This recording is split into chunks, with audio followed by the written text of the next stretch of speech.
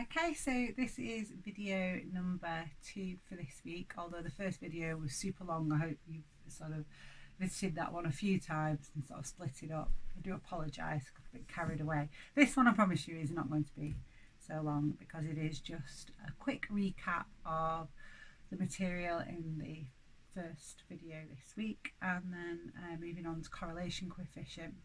And you'll need to stop it to have a go at the different tasks along the way. So let's get started.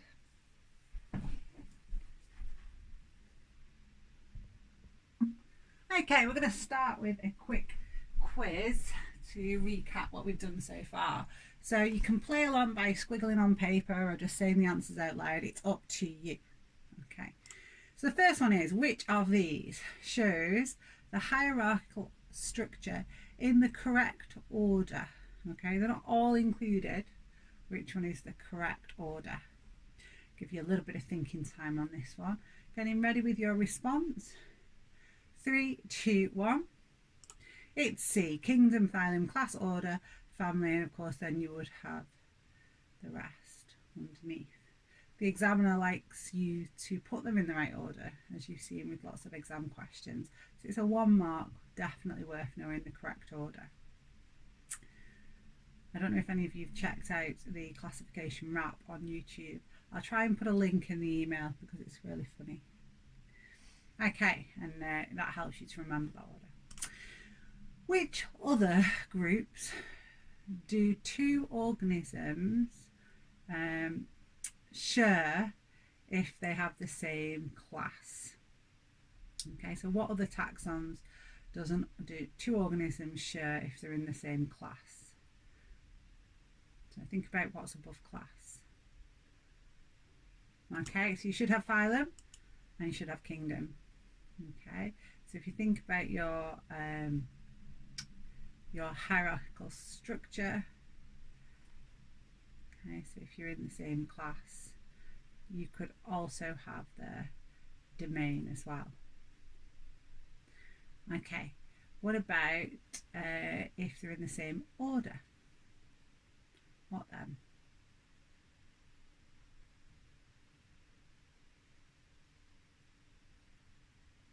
Okay, so all the top 3, they're in the same order, they're in the same kingdom, phylum, class. Okay, right. Now, a bit of interpretations. This is from the last video. This is a really tricky bit, okay? But if you were given that data in the exam and a bit of a description of how you do DNA hybridization in the stem, which species would you say shared a common ancestor most recently? So which are the most closely related? Okay, so you're looking for the highest temperature, aren't you? Okay, so we'd be going then for A and D.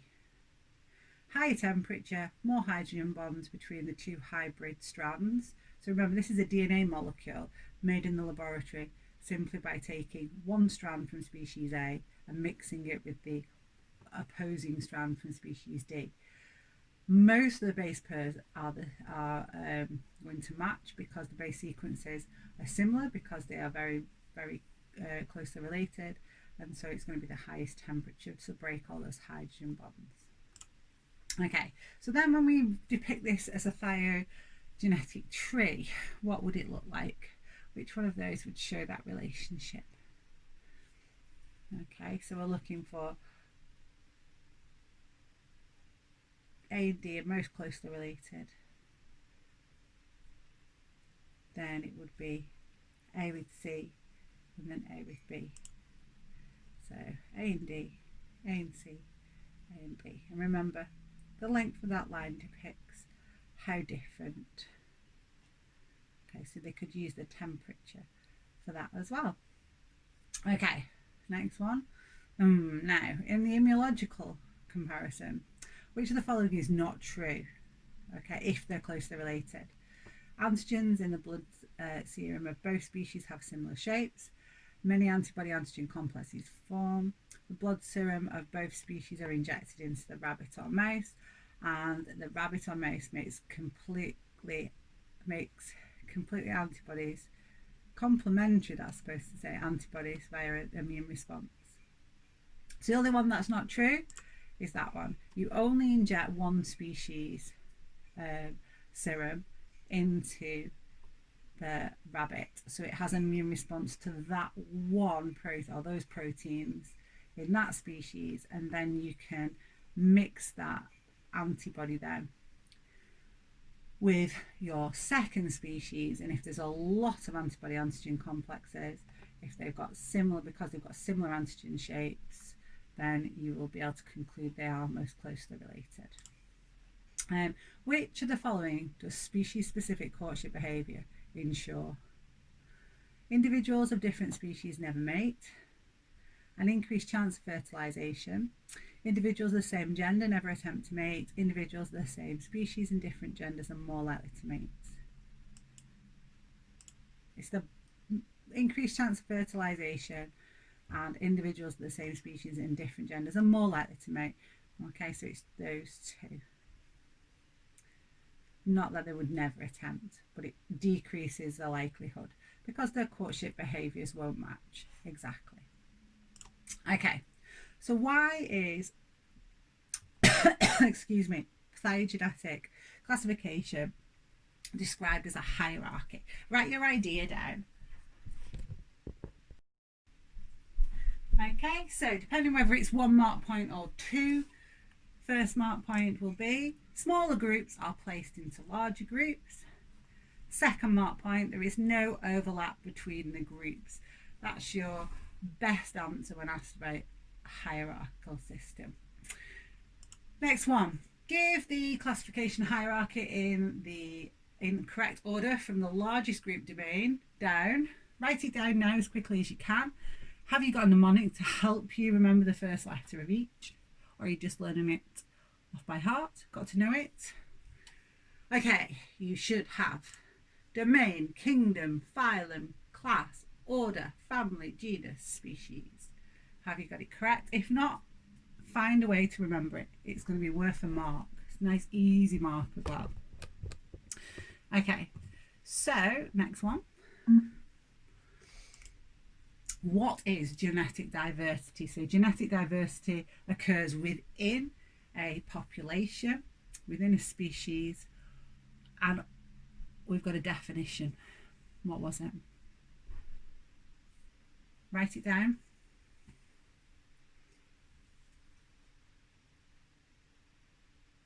Okay, let's go through it. So you should have the number of different base sequences, or alleles for genes within the population, or for a gene within the population. Okay, so it's about the number of different alleles. Okay, next one. So this is a new exam question, new spec. They say this picture here, the diagram shows 2 different ways of classifying the same 3 species of snake. X, it says, is shared on frequency of observable characteristics. Y, based on comparison of genetic characteristics. So the first question was, they're all from the same genus, how do we know? So have a look. Have a look at their names. So because it's a binomial naming, we know that the first name is the genus. So they've all got the same first name. How is the data for X and Y generated? That's what the examiner asked. So X is simply by counting the number of similar characteristics, like observable characteristics, like physiological. But Y's got a little bit more to it. So what were the different things we could compare to make genetic comparisons? Write your ideas down. Pause me and then rejoin. Okay, so X is just frequency of measurable characteristics, so things you can observe. So they could take examples for that. Y, though, you had to put a lot more effort into. So Y uses similarities and differences in amino acid sequences in polypeptide chains, base sequences in DNA, and base sequences in mRNA. So you had to work really hard for those mark points, giving lots of detail. Okay, so we're going to have a go now at the other one of the other. No, we've done t-test and we've 2 more stats tests to do. We're going to do one on this side of summer and keep the second one for when we do genetics next year. So we are going to have a look at correlation coefficient today. So quick recap of our stats. Okay, so you will need to be able to identify which stats test you should use for any practical investigation the examiner gives us. So thinking about the one we're going to look at today, it's a really useful test, stats test in biology, because it's the one that we can use if we're looking for an association or correlation between 2 variables. So if we change one variable and we're measuring the effect in a second variable, then this is the perfect stats test to do this. Therefore, you can see that it's going to be a really useful one that we're going to use a lot. The other one we've looked at is, again, very important in practicals, because quite often in our practical work we might do an investigation into one site. So maybe we investigate the number of different species at one site, and we'd repeatedly sample, so we'd have a mean value for that site and a mean value for a second site. And if we wanted to see if there was a significant difference between the 2 means, that's the stats test we use, our t-test, the one that we've done already. Chi-squared is the only one we use to compare frequencies. So that's why it's useful in genetics, because in genetics it'll be the results of a genetics cross, the number of individuals with blue eyes, the number of individuals with brown eyes, etc. So it's a frequency that we collect when we do genetics crosses. So that's why it's useful in genetics. And we'll come back to it when we do our genes topic, our genetics topic. So today we're going to concentrate on correlation coefficient. But to start, again, I'm going to ask you, just picking between the one we're looking at today and our one we've already studied, Spearman's rank correlation, that's today's, or student t-test, which would be the appropriate for each of these investigations. So stop and decide, just record 1 to 4 and then A and B. Okay, so 1, investigation into the effect of amount of pesticide used on the biodiversity of farmland. So there's been an of missed out, sorry, I'll bob it in there. So that one, so we'd be measuring the amount of pesticide, that'd be one variable, and measuring the diversity index, so that would be a Spearman's rank correlation. We're looking for a correlation between those 2 variables. What about an investigation into the number of plant species found at a shaded and a non-shaded site? I'm hoping you've gone for B, the student t-test there, because we'd have a mean number at each site, and we want to compare those 2 means to see if they're significantly different or not. 3, investigation into the effects of glucose concentration on the rate of aerobic respiration of yeast. We're going to do this practical, and when we do it, you are going to do a Spearman's rank correlation in your lab book, because you will be changing the concentration of glucose, that's variable X, and you're measuring its impact, variable Y. Okay. Finally, investigation into the effectiveness of 2 antibacterial products on bacteria. Again, this is another compulsory practical that we're going to do, and you would have a mean zone of inhibition for each of your antibacterials, so that would be your t-test. So quick review then, so 1A, 2B, 3A, 4B. Right, so let's concentrate on our Spearman's rank correlation. For this, you're going to need your new booklet, Spearman's rank correlation, topic 1A. Okay, so correlation coefficient. Again, you don't need to be able to calculate this in the exam. You will be only asked to interpret the results of others. Okay, so you won't have to do the calculation, but we will need to provide some evidence in your lab book that you have done these calculations. So we will be asking you to bring this completed booklet in with you during some of the practical work we do. next year, where you will be doing correlations, and you'll be doing that from your own design. Okay, so in other words, that will be your supported literature, your worked example, so you can do your own. Okay, so it looks like a really complicated formula, but it's not. Okay, so I'm going to talk you through how to complete the test, and for this you do need your booklet. Okay, so Spearman's rank correlation coefficient is a statistical test that is carried out in order to assess the degree of association between two measured variables from the same sample. That is, if you're looking for a positive or a negative correlation between two variables. Now this is very important because it can confuse students sometimes. The value that you calculate your RS value, your Spearman's rank correlation calculated value, can be a positive value if the relationship is a positive correlation, and it can be a negative correlation. If it's a negative correlation, it's a negative value, but when it's a negative value, the negative just indicates the direction of the correlation, so we don't use that in the interpretation of whether it's above the critical value or not, so we just use the raw number. So I will explain that a little bit later on. Okay, so quite often you will, in exams, look at a correlation. You'll say that there is, on it when you graph the information, you know, a strong positive correlation because the plots lie very close to the line. Okay, but we need to make sure that statistically we're confident that that is a significant correlation. Okay, most of the time these plot points are spread out a lot more, particularly in our own practical work. So although we can see a positive correlation between two variables, whether it's significant or not, we need to perform a Spearman's rank correlation test. Okay, so in your booklet now,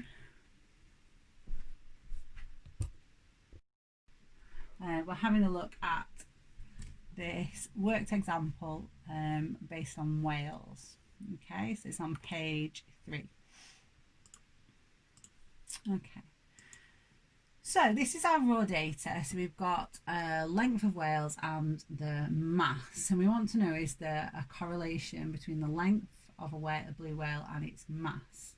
Okay, so when we're doing the Spearman's rank correlation coefficient, we have to create a null hypothesis first, and the null hypothesis always assumes that there is no relationship, no correlation between the two variables. Of course, we've got to make sure it relates to the comparison we're doing, so we can't just write there is no correlation between variable 1 and 2. We have to bring from the question what it is we're comparing. So there is no correlation between the length of blue whale and the mass of blue whale is what we're looking for in this case. Okay, so let's have a look at how we've ranked.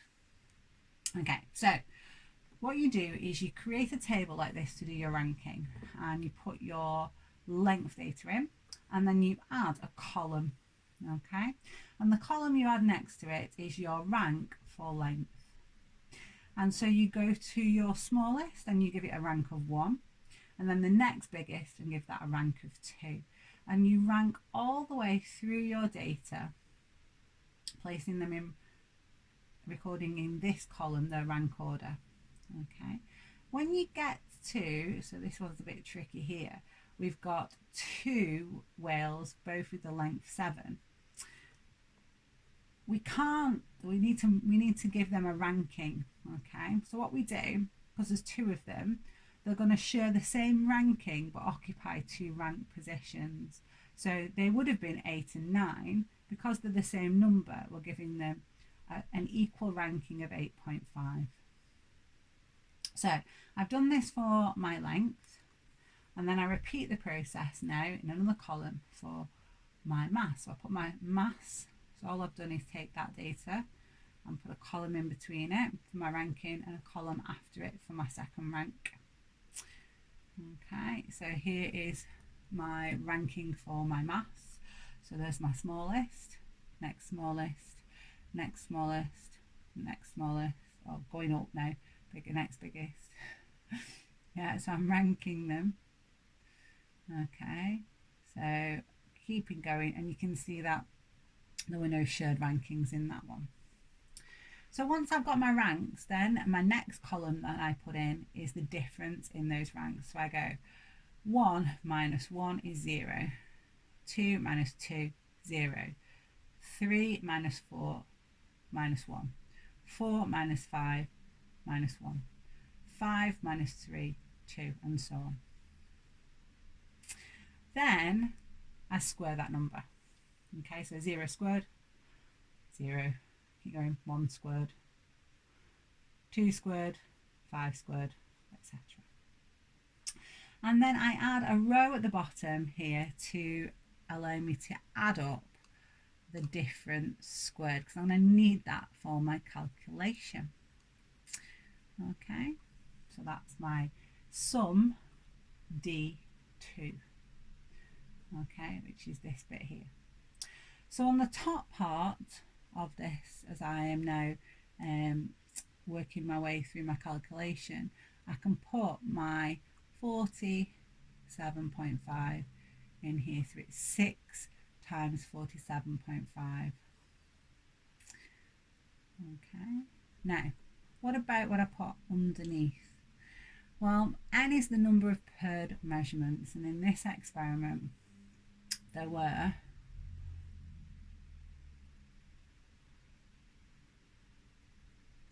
12 paired measurements.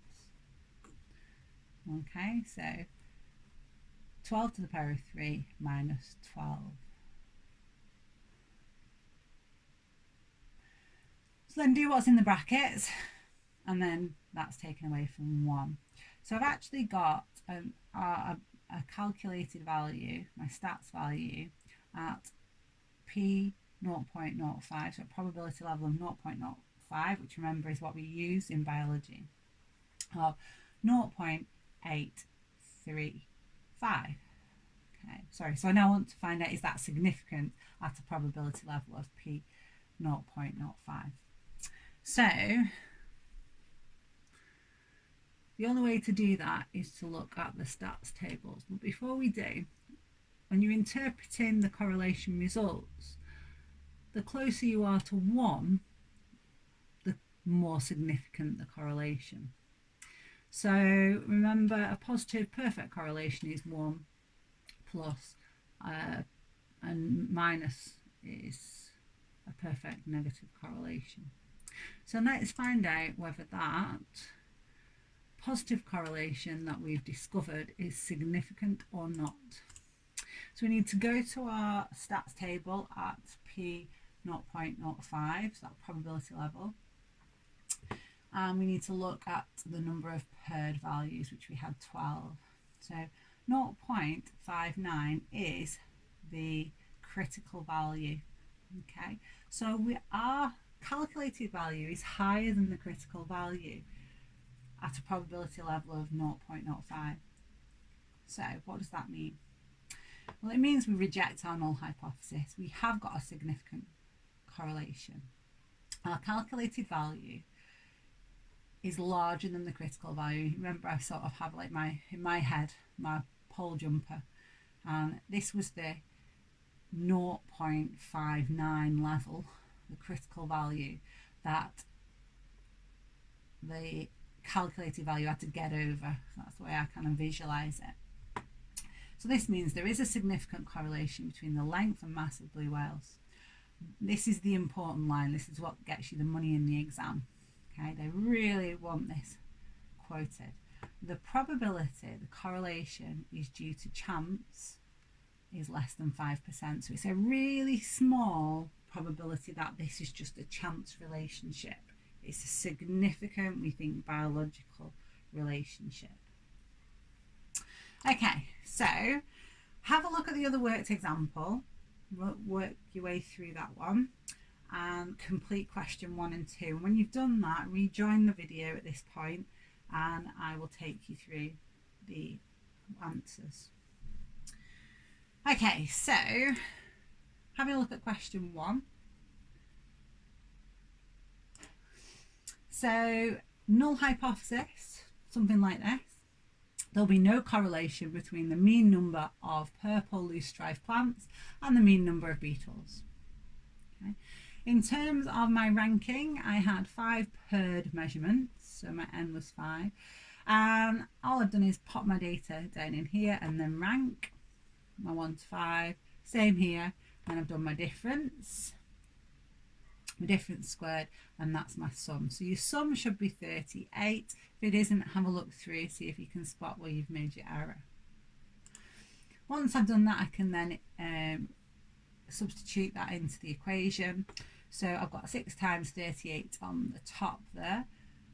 5 paired measurements, so 5 to the power of 3 minus 5. And that gave me 1 minus 1.9.